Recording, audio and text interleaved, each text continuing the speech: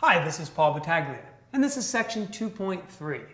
Students arrive at section 2.3 now knowing what a derivative is and having some understanding of some basic differentiation rules. So naturally it's time to move from the basic to the more intricate, and that brings us to the product and quotient rule. So the essential question that you'd like students to be able to answer is very simple. How do I use the product and quotient rule for derivatives? So a nice warm-up actually might be able to greet the students with, let's say, this following problem. F of x equals the quantity of 2x plus 4 times the quantity of 3x squared minus 7. Now, that's a product of two functions, but the students don't know the product rule yet. So what you're looking for is, are students making up their own rule?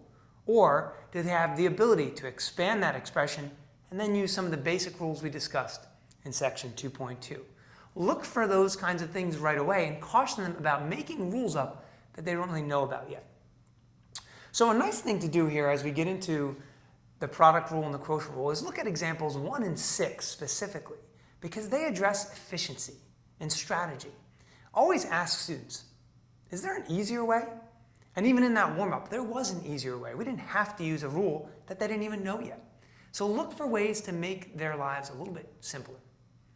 Now, along those same lines, on the AP exam, what's important is that students need to recognize alternate forms of these kinds of answers.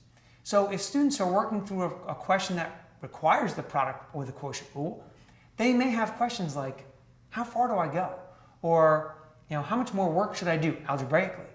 And the answer to that question is always the same for me. Have you made meaningful progress in simplifying? Have you gotten yourself to a point where the answer looks maybe neater or cleaner? If not, then maybe you don't want to go that far algebraically. Maybe you just want to go 1 or 2 steps into the derivative. So there are lots of common mistakes, as you might imagine, as you go through these rules. Now, students have to practice them. They have to master them. They have to work at them. And sometimes 5 to 7 to 10 problems just isn't enough. Because remember, if this is a more intricate rule than what we talked about in section 2.2, that means there might be more intricate rules coming after this section, like the chain rule. So emphasize to students that if we're going to try and avoid some common mistakes, really work hard at mastering these rules. So what do I look for as a teacher?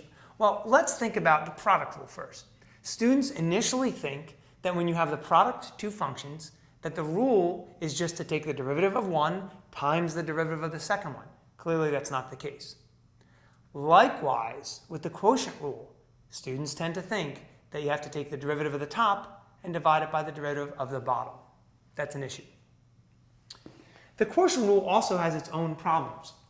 Since it's such a large expression and the derivative is so involved, students might actually forget to bring the denominator with them in that expression.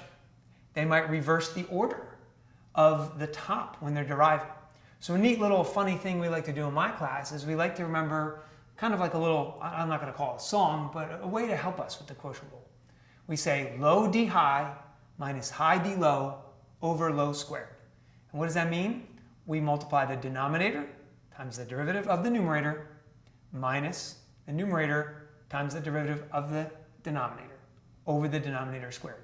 That's a mouthful, but it may help them encapsulate that rule a little bit more, kind of make it a little bit easier to understand. Finally, when students start to work through higher order derivatives, second derivatives, third derivatives, they actually forget that after they do their first derivative, they might need to use the product rule again in the second derivative, or the quotient rule. Now, a good way to assess this is with our lesson closer. We've asked the students to find the second derivative of the cosecant function. And what that will do is yield the necessity for the product rule in that second step. I hope these tips have been helpful. I'm sure you'll find much success in section 2.3.